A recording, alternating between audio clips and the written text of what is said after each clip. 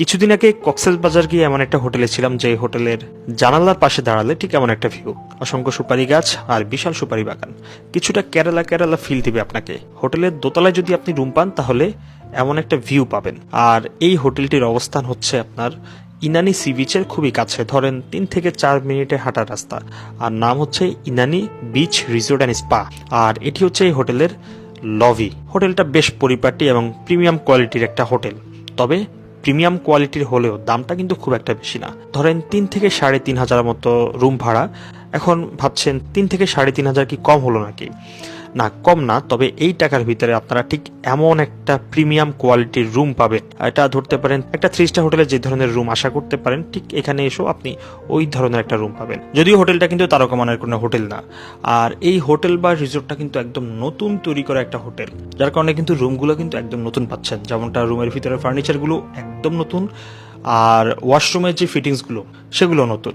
আর রুমের ইন্টেরিয়রটা কিছুটা করা হয়েছে আপনার কিছুটা ইকো আর বিল্ডিং দুইটা সমন্বয়ে, যার কারণে আপনি এখানে এসে বেশ হ্যাপি হবেন, এটা বলতে পারি।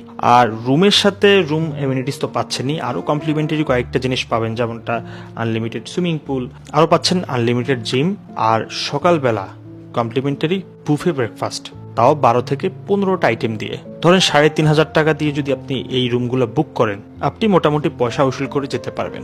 আর এটা হচ্ছে তাদের নিজস্ব রেস্টুরেন্ট এবং বেশ প্রিমিয়াম কোয়ালিটির একটা রেস্টুরেন্ট ছিল। খাবারগুলো বেশ মজা ছিল। প্রাইসটা অ্যাভারেজ, ধরেন প্রাইসটা খুব কম বলবো না, বেশি বলবো না। দুজনের জন্য অর্ডার দিলে আপনারা মোটামুটি পোষাতে পারবেন, বাট একজন যদি আসেন সেক্ষেত্রে প্রাইসটা একটু বেশি মনে হবে। তো আমরা এসে দুপুরে অর্ডার করি বাংলা খাবার, রাতে অর্ডার করি চাইনিজ। ওইখানে যতগুলা খাবার ছিল সব ধরনের খাবার কিন্তু আমরা এখানে এসে ট্রাই করি। মানে একটা বিষয় বলতে পারি যে খাবার নিয়ে আপনার কোনো কমপ্লেন থাকবে না।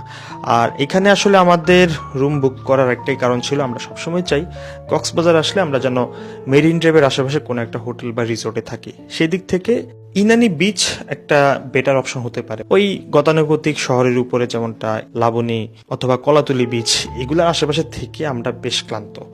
তো সবারই মনে হয় যে একবার হলেও এই মেরিন ড্রাইভের আশেপাশে কোনো একটা হোটেল বা রিসোর্টে নাইট স্টে করা উচিত।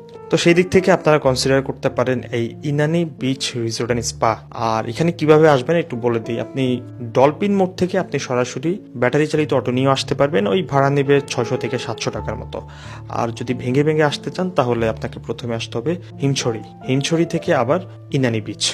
তো এই রিসোর্টের সকল ডিটেলস আপনারা পেয়ে যাচ্ছেন ভিডিওটির ডেসক্রিপশন বক্সে। ঈদের পর যদি কাপল অথবা ফ্যামিলি ট্যুরের কোনো প্ল্যান থাকে তাহলে কক্সবাজার আসলে এই হোটেলটাতে আপনারা স্টে করতে পারেন।